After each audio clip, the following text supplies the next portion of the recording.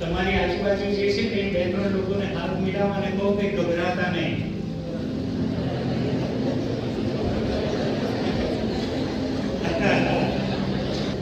ગભરાતા નહીં, રાઈટ? હવે તમે જ્યારે કીધું ને કે ગભરાતા નહીં, ત્યારે આશા રાખું છું કે તમે પોતાને કીધું કે ગભરાતો નહીં.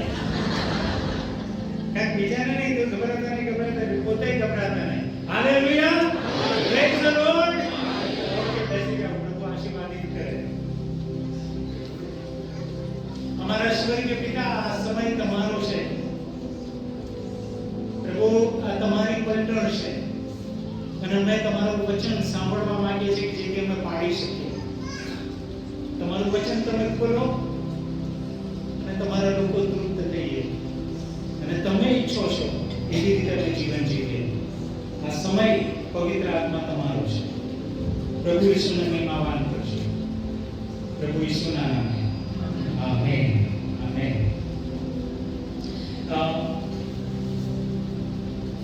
યોહાનની સુવાર્તા એનો પહેલો અધ્યાય. યોહાનની સુવાર્તા એનો પહેલો અધ્યાય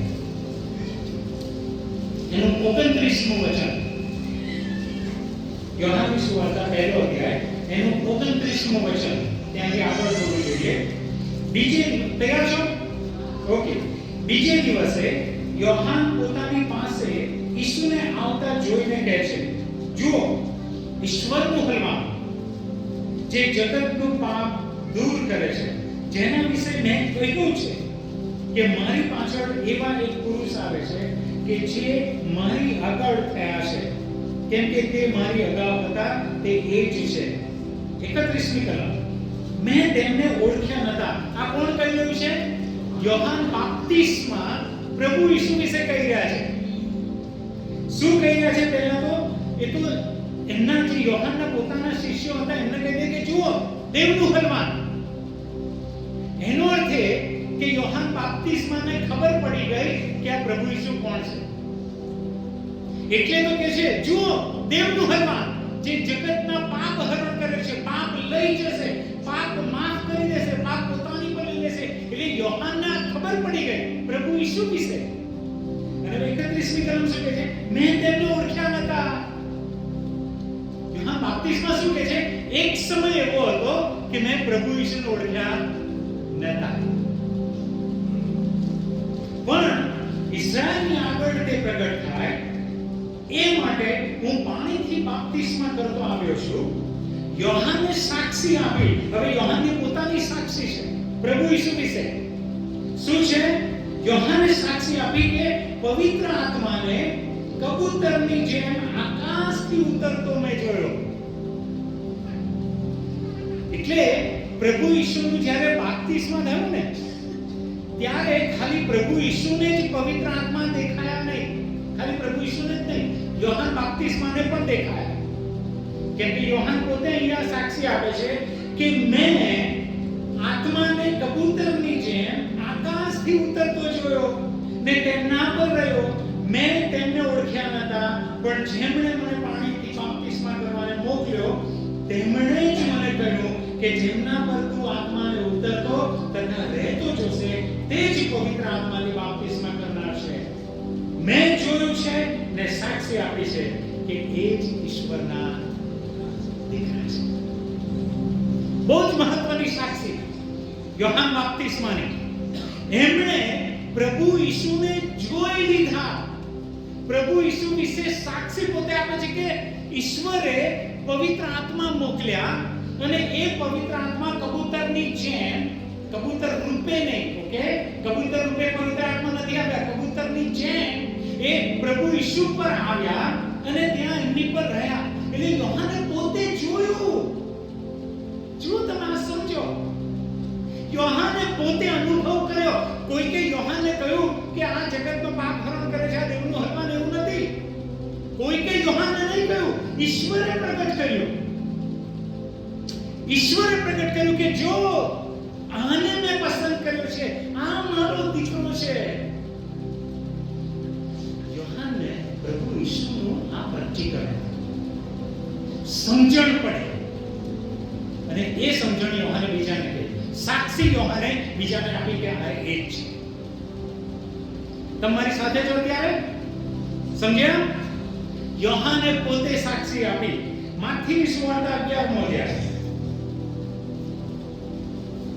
માથીની સુવાર્તા 11મો અધ્યાય.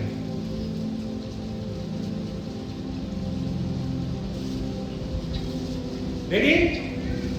પહેલું વચન. માથીની સુવાર્તા 11મો અધ્યાય પહેલું વચન. અને ઈસુ પોતાના 12 શિષ્યોને આજ્ઞા આપી ચૂક્યા ત્યારે એમ થયું કે બોધ કરવાને તથા વાત પ્રગટ કરવાને તે ત્યાંથી તેઓના નગરમાં ગયા. અને હવે બીજી કલમ બહુ જ મહત્વની, જે આપણો વિષય છે ત્યારે. હવે યોહાને કેદખાનામાં, હવે યોહાન ક્યાં હતા આ સમયે? કેદખાનામાં. યોહાનને પૂરી દેવામાં આવેલા. એટલે યોહાને કેદખાનામાં ખ્રિસ્તના કામ સંબંધી સાંભળીને પોતાના શિષ્યોને મોકલીને ઈસુને પૂછાવ્યું કે આવનાર તે તમે જ છો કે અમે બીજાની?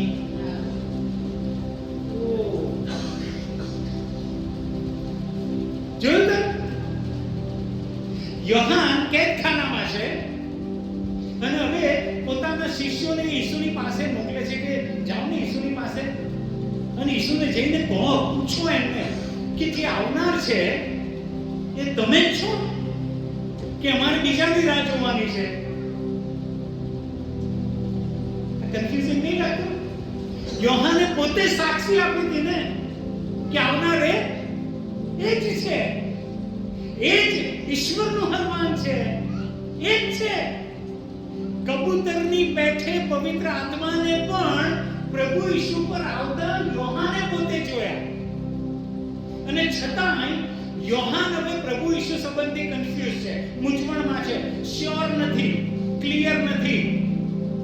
અને એટલે પોતાના શિષ્યોને મોકલે છે કે જઈને પૂછો ને ભાઈ જે આવનાર છે તમે જ છો? ટૂંકમાં મસીહા જે આવવાના છે તમે છો કે તમે બીજા છો? અમારે બીજાની રાહ જોવાની.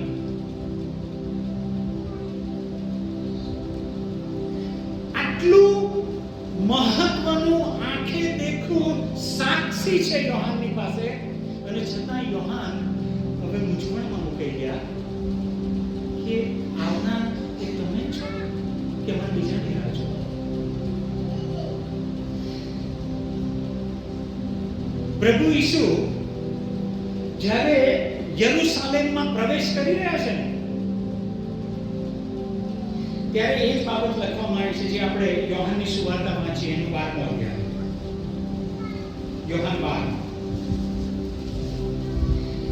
જ્યારે પ્રભુ ઈસુ યરુશલેમમાં પ્રવેશ કરી રહ્યા છે પર્વને બીજે દિવસે, 12મો અધ્યાય 12ની કલમ આ પ્રમાણે કહે છે, બીજે દિવસે પર્વમાં આવેલા ઘણા લોકોએ સાંભળ્યું. બોલો સાંભળ્યું? સાંભળ્યું. પર્વમાં જે લોકો આવેલા ને એ બધાએ સાંભળ્યું. એટલે જે સાંભળનાર લોકો છે એ અત્યારે યરુશલેમ શહેરમાં છે. ઓકે? કેમ કે એ પર્વ પાળવા માટે, પાસ્કા જે પર્વ છે એ પર્વ પાળવા માટે અત્યારે એ લોકો યરુશલેમ શહેરમાં આવ્યા છે. અને યરુશલેમ શહેરમાં વાતચીત થઈ અને એ લોકોએ સાંભળ્યું. શું સાંભળ્યું? કે ઈસુ યરુશલેમ આવે છે. એમણે સાંભળ્યું કે પ્રભુ ઈસુ યરુશલેમ આવી રહ્યા છે. ગામમાં વાત ફેલાઈ ગઈ, યરુશલેમમાં વાત ફેલાઈ ગઈ કે પ્રભુ ઈસુ છે ને એ યરુશલેમ આવી રહ્યા છે. ત્યારે ખજૂરીની ડાળીઓ લઈને તેઓ તેમને મળવાને બહાર આવ્યા. જો જે ખજૂરીની ડાળીઓ લઈને પ્રભુ ઈસુને મળવાને શહેરની બહાર આવ્યા, યરુશલેમની બહાર એ લોકો ગયા. હવે આ લોકોને યોહાનને જે પ્રત્યક્ષીકરણ મળેલું ને એવું પ્રત્યક્ષીકરણ આ લોકોને પ્રભુ ઈસુ વિશે નહોતું મળ્યું. સમજો છો? યોહાનને જે પોતાને અનુભવ થયો ને પ્રભુ ઈસુનો, એવો અનુભવ અહીંયા આ લોકોને નહોતો થયો. આ લોકો તો પ્રભુ ઈસુ લોકોને સાજા કરે છે, દુષ્ટ આત્માઓ કાઢે છે, ચમત્કાર કરે છે, એ બધું એમણે જોયું હતું અને એમણે સાંભળ્યું હતું. પણ રૂબરૂ જેવો યોહાનને અનુભવ થયો ને એવો અનુભવ આ લોકોને નહોતો. સાંભળ્યું હતું, એ લોકો જોયું હશે કદાચ, પણ છતાંય એ લોકો પ્રભુ ઈસુને મળવાને ગયા. ખજૂરીની ડાળીઓ લઈને એ લોકો મળવાને ગયા. પણ એક એવો વર્ગ છે, એક એવું ટોળું છે કે જેમણે આ પ્રભુ ઈસુના ચમત્કારો, પ્રભુ ઈસુનું શિક્ષણ, પ્રભુ ઈસુની સેવા પોતે જોઈ હતી, પણ એ યરુશલેમ છોડીને આવ્યા નહીં. એ લોકો ત્યાં જ રહ્યા. એ લોકો ત્યાં મંદિરમાં જ રહ્યા. એ લોકો આવ્યા નહીં. આ અમુક લોકો જ આવ્યા અને એ લોકો ખજૂરીની ડાળીઓ લઈને આવ્યા. બરાબર, જ્યારે આ લોકો ખજૂરીની ડાળીઓ લઈને ત્યાં આવ્યા ને, એ શું સૂચવે છે? એ લોકો પોતાના રાજાને વધામણી, પોતાના રાજાને આવકાર કરવા જઈ રહ્યા છે. પોતાના રાજાને એ રાજગાન સાથે એમને અંદર શહેરમાં લાવવા માટે એ લોકો ત્યાં જઈ રહ્યા છે. કેમ? એ લોકોને ખબર પડી. શું ખબર પડી? કેમ કે એ લોકો ત્યાં બૂમો પાડી, હુસાના, હુસાના. પ્રભુને નામે ઇસ્રાએલનો જે રાજા આવે છે તેને ધન્ય. ઇસ્રાએલનો રાજા આવે છે. આ લોકોને ખબર પડી ગઈ. આ લોકોએ જાણી લીધું કે જે આવી રહ્યા છે ને એ ઈસુ નાઝરેથના છે. નાઝરેથમાં ઉછર્યા, યુસુફ સુથારનો દીકરો છે, બધું બરોબર, પણ એ રાજા છે. એમને ખબર પડી ગઈ કે આ જે આવે છે એ હવે સામાન્ય નથી, એ ઇસ્રાએલનો રાજા છે, જેના વિશે દાઉદને ઈશ્વરે વચન આપ્યું કે તારા વંશમાં એક એવો ઉભો થશે અધિપતિ, એક એવો રાજા ઉભો થશે કે જેનું રાજ્ય સદાકાળનું હશે. એનું રાજ્યનો કદી અંત નહીં આવે. અને આ ટોળું જે હતું ને, એમને એટલું પ્રેક્ટિકલ યોહાન જેટલું નતું મળ્યું, છતાં એ લોકોએ વિશ્વાસ કર્યો કે જે આવે છે ને એ યહૂદીઓનો રાજા છે, એ ઇસ્રાએલનો રાજા છે. અને એ લોકો ત્યાં ગયા અને એ લોકોએ પ્રભુ ઈસુ પર વિશ્વાસ કર્યો કે આ જે રાજા છે ને, જે આવનાર છે, એ આ જ છે, એ જ રાજા છે.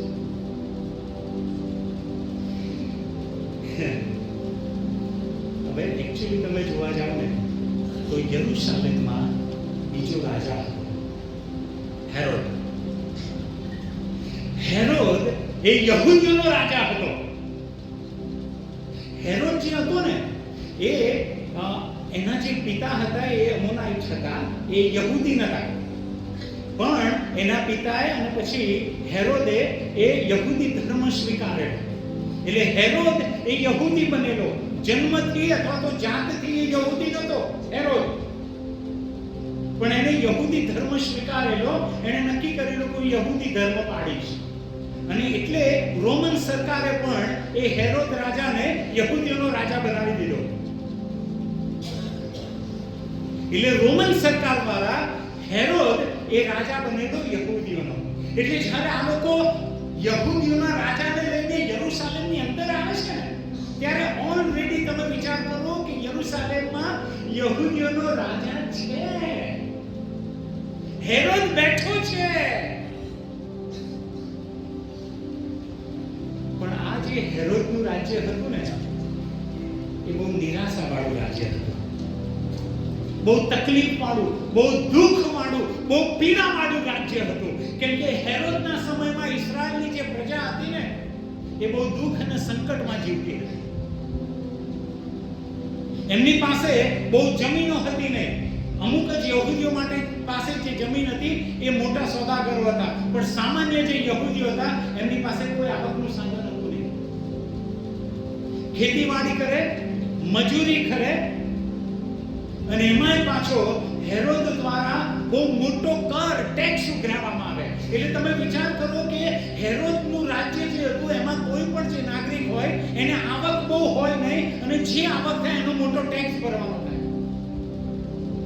એટલે નાણાકીય રીતે યહૂદીઓને તમે વિચાર કરો ને તો બહુ જ કફોડી હાલત હતી. મોટા ટેક્સ એમને ભરવાના હતા. રાજકીય રીતે તમે વિચાર કરો કે એમનો પોતાનો તો દેશ છે નહીં. યહૂદીઓનો રાજા કહેવાય હેરોદ, પણ ખરેખર એમનો રાજા છે નહીં. એ તો ઉલટું એમનું જ શોષણ કરે છે અને એમના પૈસા લઈ અને રોમન સરકારને આપે છે, પોતાના જ લોકોના પૈસા લઈ. એને આપે છે. યહૂદીઓની હાલત ધર્મમાં પણ બહુ જ કફોડી હતી. કેમ કે આપણને ખબર છે કે એ પ્રભુ ઈસુના સમયમાં મંદિરમાં કેવી બાબતો થતી હતી. લૂંટ ચલાવવામાં આવતી હતી.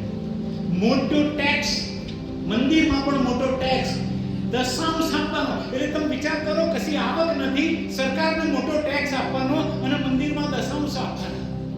અને એમાં જે યાજકો હતા એ એમનો દુર્વ્યવહાર કરે. કોઈ પણ રીતે જોવા જાવ ને તો હેરોદના રાજ્યમાં યહૂદીઓ ખુશ હતા નહીં, એમનામાં જીવન હતું નહીં. એ ગુલામી તરીકે, ગુલામો તરીકે એ લોકો જીવન જીવતા હતા. બહુ દુઃખમાં એ લોકો હતા, બહુ દુઃખમાં. હેરોદ રાજા એમનો જ્યારે એ યહૂદીઓનો રાજા.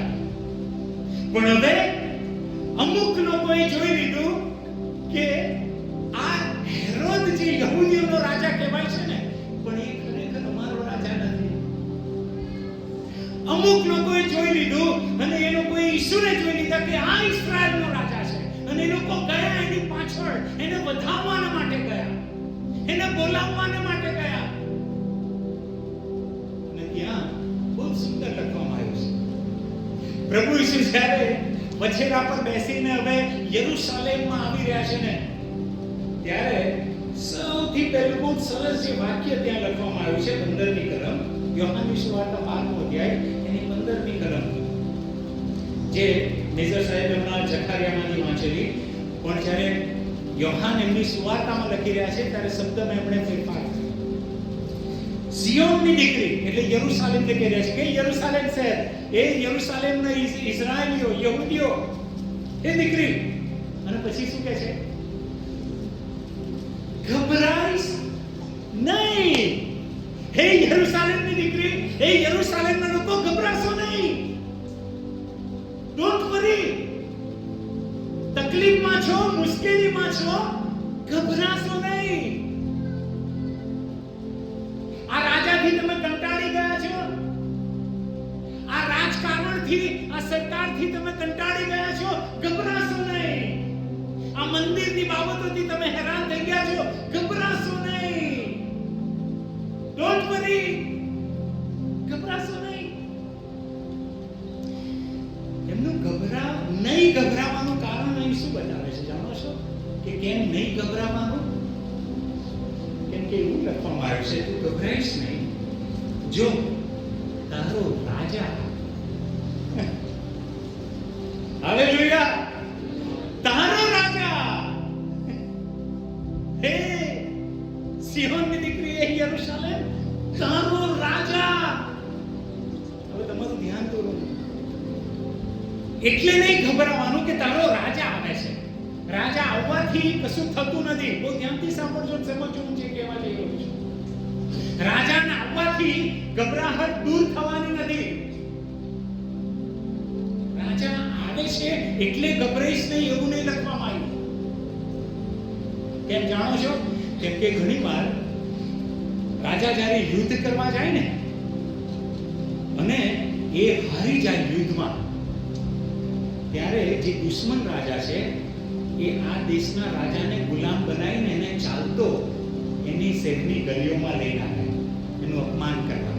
એને ચાલતો બેડીઓ બાંધેલી હોય, માર મારેલો હોય, લોહી લુહાણ હોય, અને એમના જ લોકોની મધ્ય એમની શેરીઓમાંથી એનું સર્કસ કાઢે કે જો આ તમારો રાજા, આ જો તમારો રાજા આવ્યો. પ્રભુ ઈસુ વિશે જ્યારે લખવામાં આવ્યું ત્યારે એવું નથી લખવામાં આવ્યું કે તમે ગભરાશો નહીં કેમ કે તમારો રાજા આવે છે. ના, રાજા આવે છે એ પૂરતું નથી.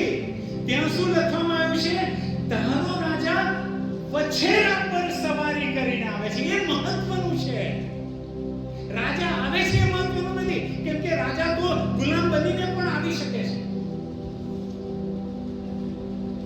હાર માનીને રાજા આવી શકે છે. પણ આ રાજા જે આવી રહ્યા છે, ઈસુ જ્યારે આવી રહ્યા છે તો કે છે એ વછેરા પર સવારી કરીને આવી રહ્યા છે. એટલે તું ગભરાઈશ નહીં. વાહ, અજાયબ. આ રાજા આવી રહ્યા છે ને, પણ વછેરા પર આવી રહ્યા છે એટલે તું ગભરાઈશ નહીં. બીજા અર્થમાં કહીએ ને તો આ જે ઈસુ રાજા આવી રહ્યા છે ને, એ યુદ્ધના ઘોડા પર નથી આવી રહ્યા. તમે સમજ્યા? યુદ્ધના ઘોડા પર જો પ્રભુ ઈસુ યરૂશાલેમમાં પ્રવેશ કરે ને તો યરૂશાલેમે સાવધાન થઈ જવાનું. કેમ કે યુદ્ધના ઘોડા પર જ્યારે પ્રભુ ઈસુ આવે ત્યારે સમજી લેવાનું કે યુદ્ધ કરવા આવી રહ્યા છે. અને ત્યારે ગભરાવાની જરૂર છે યરૂશાલેમે. ત્યારે હેરોદે ગભરાવાની જરૂર છે કે એ રાજા યુદ્ધ ઘોડા પર આવી રહ્યો છે. અને જ્યારે ઘોડા પર સવાર કરે ને રાજા, ત્યારે સમજી લેવાનું કે યુદ્ધના માટે આવી રહ્યો છે. પણ તમારો મારો રાજા, અહીં એવું લખવામાં આવ્યું છે કે ઘોડા પર નથી આવતા. એ યુદ્ધના ઘોડા પર નથી આવતા, પણ એ ગધેડા પર, ખચ્ચર પર એ સવારી કરીને આવી રહ્યા છે. એનો અર્થ એ કે એ જે રાજા આવી રહ્યા છે ને, એ શાંતિ અને સમાધાન માટે આવી રહ્યા છે. હાલેલુયા. એ જીવન માટે આવી રહ્યા છે. એ સમાધાન કરવાને માટે આવી રહ્યા છે. એ જીવન આપવાને માટે આવી રહ્યા છે. એ ગુલામીમાંથી છોડાવવાને માટે આવી રહ્યા છે. એ હેરોદ જે રાજાની ગુલામી છે એમાંથી તમને છોડાવવાના માટે એ રાજા આવી રહ્યા. એ યુદ્ધ કરવા નહીં આવ્યા, તમારો ન્યાય કરવા નહીં આવ્યા, તમને બંદી બનાવવામાં નહીં આવ્યા, પણ એ વછેરા પર તમને પ્રેમ કરે છે, તમારી સેવા કરવાના માટે આ રાજા આવ્યો છે. તમને છોડાવવાના માટે આ રાજા આવ્યો છે. તમારા દુઃખ દૂર કરવાના માટે આ રાજા, તમને ટેક્સથી બચાવવાના માટે આ રાજા આવ્યો છે. તમને જીવન મળે અને ભરપૂર મળે એટલા માટે આ રાજા આવ્યો છે. એટલે તું ગભરાઈશ નહીં. એ લડવા નહીં આવ્યો, તારા દુઃખ દૂર કરવા આવ્યો છે. તારા આંસુ લૂછવાને માટે આ રાજા આવ્યો છે. એટલે તમે એકબીજાને કહ્યું ને કે આજે ગભરાતા નહીં તમે. હાલેલુયા. ગભરાતા નહીં. તમારા જીવનમાં ગમે તેવી પરિસ્થિતિમાંથી તમે અત્યારે પસાર થતા હો, તમારા કુટુંબમાં તકલીફો હોય, તમારા બાળકોમાં તકલીફ હોય, તમારી નોકરી પર, તમારા બિઝનેસ પર, તમારા અભ્યાસમાં, તમારા કુટુંબના સંબંધોમાં, ગમે ત્યાં તકલીફ હોય, પ્રભુનું વચન આજે સવારે તમને કહે છે ગભરાઈશ નહીં. ના ગભરાઈશ. કેમ કે તારો રાજા એ વછેરા પર આવી રહ્યો છે. સમાધાન જીવન માટે આવી રહ્યો છે. તારી નિરાશા એ દૂર કરશે. હાલેલુયા. તને જીવન આપવા માટે આવી રહ્યો છે. કેમ કે રાજા જો ઘોડા પર આવતો હોય ને તો એની આસપાસ સૈનિકો હોય, એનું સૈન્ય એની જોડે આવતું હોય, અને એના સૈનિકોની પાસે એ બંદૂકો ને ભાલા ને તીર કામઠા ને એવું બધું હોય. પણ આ જે રાજા આવી રહ્યો છે ને, એના લોકોની પાસે તો ખજૂરીની ડાળીઓ છે. હાલેલુયા. શાંતિનું પ્રતીક લઈને આવી રહ્યો છે રાજા. એનું ટોળું જે છે, એ લોકો એની પાસે જે આવી રહ્યા છે એ પણ શાંતિના લોકો છે, લડવા વાળા નથી.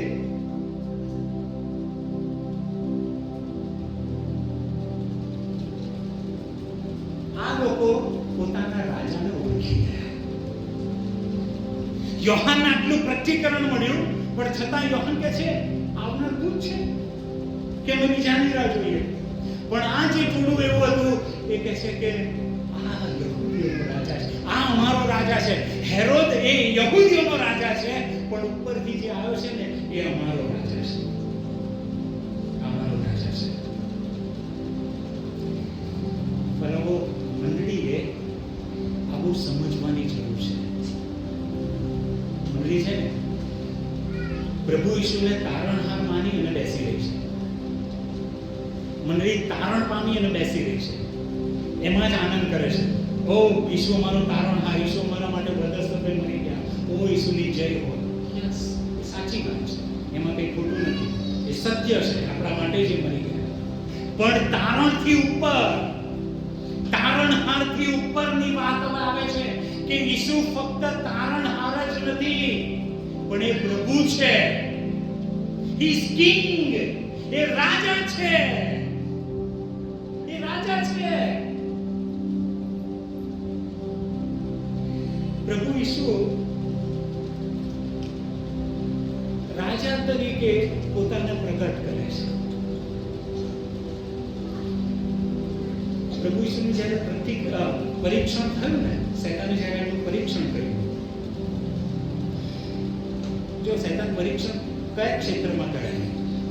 જે ક્ષેત્રમાં તમે નબળા હો ને, અથવા તો જે ક્ષેત્રમાં તમારો સંઘર્ષ ચાલતો હોય, જે ક્ષેત્રમાં તમને તકલીફ પડતી હોય, અથવા તો જે ક્ષેત્રમાં તમારે આગળ વધવું હોય, વૃદ્ધિ પામવી હોય, તમારે આનંદમાં આગળ વધવું હોય, એવી જ બાબતોમાં શૈતાન તમારું પરીક્ષણ કરે. માથીમાં જ લખવામાં જે આવ્યું છે 4થા અધ્યાયમાં કે પ્રભુ ઈસુનું જ્યારે શૈતાને પરીક્ષણ કર્યું ને, ત્યારે કેવા સમયે કર્યું ત્યાં લખવામાં આવ્યું છે કે પ્રભુ ઈસુને 40 રાત દિવસ ઉપવાસ કર્યા પછી એમને ભૂખ લાગી. એમને જ્યારે ભૂખ લાગી ને ત્યારે પરીક્ષણ કર્યું. પહેલું અઠવાડિયું પ્રભુ ઈસુનું થયું ઉપવાસ, ત્યારે પરીક્ષણ ના કર્યું. 10 દિવસ 20 દિવસ ના, 40 દિવસ જ્યારે પૂરા થાય ને, અને ત્યારે પ્રભુ ઈસુને ભૂખ લાગી, અને જ્યારે ભૂખ લાગે ને ત્યારે પરીક્ષા કરે. શૈતાન આ જ કરે. જ્યારે તમે એક જરૂરિયાતમાં હો ને, જ્યારે એ સંઘર્ષમાં તમે આવી જાઓ ને, એ જ ક્ષેત્રમાં તમારું એ પરીક્ષણ કરશે. અને કહ્યું કે આ પથ્થર છે ને રોટલી બનાવી દે. પછી બીજું પરીક્ષણ કર્યું, કેમ કે પ્રભુ ઈસુ એમના પિતાના વચન પર વિશ્વાસ કરનાર હતા કે મારા પિતાએ મને જે વચન આપ્યા છે ને એ વચન પાળશે. એટલે વચનમાં એ આગળ વધવા માંગતા હતા. વચનમાં એમનું પરીક્ષણ કરીશું કે એમને વચન આપ્યું છે કે તું પોતાને નીચે નાખી દે અને સ્વર્ગદૂતો તને ઉઠાવી લેશે. પ્રભુ કહે છે કે ના, એને પરીક્ષણ ના કરે.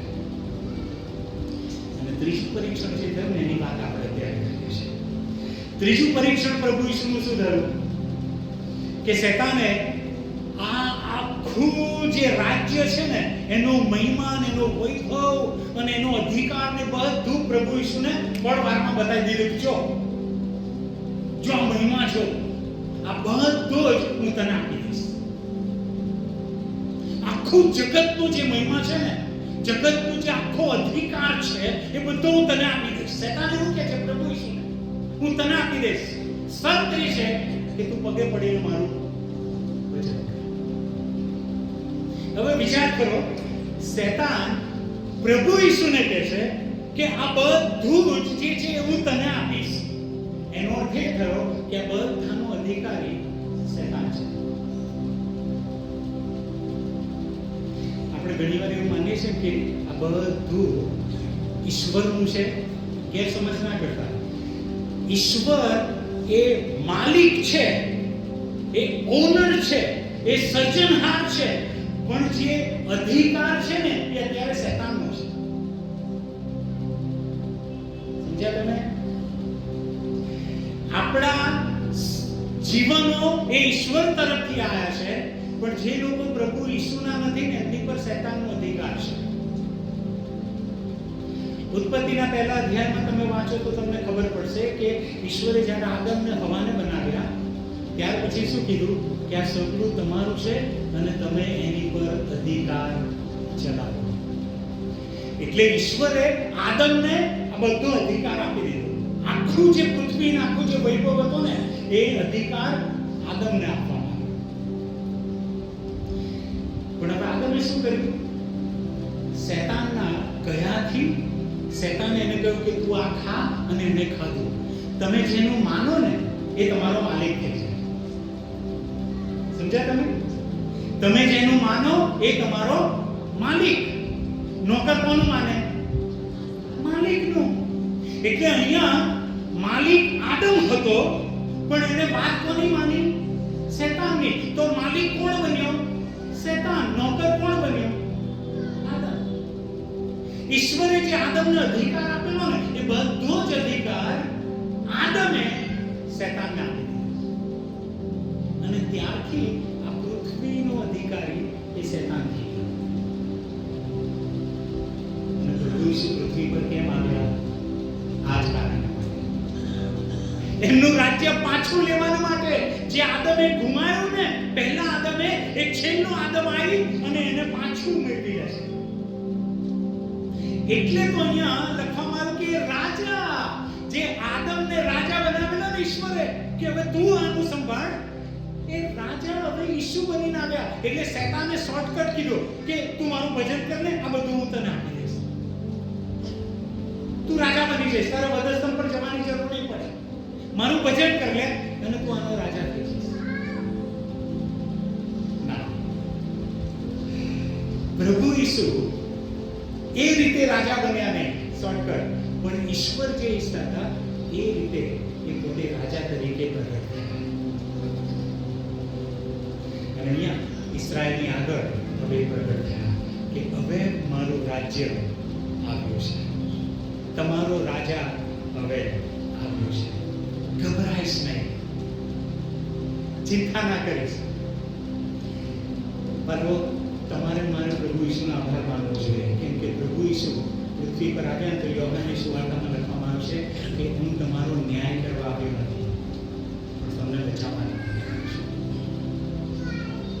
કિંગ હેઝ કમ, રાજા આવ્યા છે, ગભરાઈશ નહીં, કોઈ પણ બાબતની તમે ચિંતા ના કરીશ. અને ગુજરાતની મંડળી આપણે લોકોએ કોઈ પણ ગભરાવાની જરૂર નથી. હેરોદની સરકાર હોય, નથિંગ ટુ વરી. ગમે તેવી તકલીફો હોય, નથિંગ ટુ વરી. તમને એવું લાગે છે કે બેરોજગારી ચાલી રહી છે? ના, ઈસુના રાજ્યમાં આવી જાઓ, ત્યાં રોજગારી જ રોજગારી છે. તમને એવું લાગે છે કે જીવન અઘરું બની રહ્યું છે? હેરોદના સરકારમાં ઈસુના રાજ્યમાં આવી જાઓ. એટલે તો એ રાજા આવ્યા યરૂશાલેમમાં. હવે ચોઈસ છે, હવે પસંદગી છે યરૂશાલેમના લોકો માટે કે હેરોદની જ ગુલામીમાં જીવવું કે પછી આજે ઇસ્રાયેલનો ખરો રાજા આવ્યો છે એને એના રાજ્યમાં જવું અને એના રાજ્યના ભાગીદાર તરીકે, નાગરિક તરીકે જીવવું. પસંદગી હવે લોકોની પાસે આવી. ગભરાઈશ નહીં, આવી જાય ઈસુના રાજ્ય. ઈસુને રાજા તરીકે કબૂલ કરી લે. એ તારો રાજા છે, એ નમ્ર છે, વછેરા પર આવ્યો છે, શાંતિ સમાધાન માટે આવ્યો છે, ન્યાય કરવા નહીં આવ્યો, માફી આપવા આવ્યો છે, જીવન આપવા આવ્યો છે. જ્યારે આપણે આ સપ્તાહની શરૂઆત કરી રહ્યા છે ત્યારે બાળકો પ્રભુનું વચન સીધું પહેલું આ જ કહે છે કે ગભરાઈશ નહીં. આ રાજાને તમે ઓળખ્યા છે, આ રાજાને તમે સ્વીકાર્યા છે, આ રાજા પર તમે વિશ્વાસ કર્યો છે કે હા ઈસુ એ મારો રાજા છે.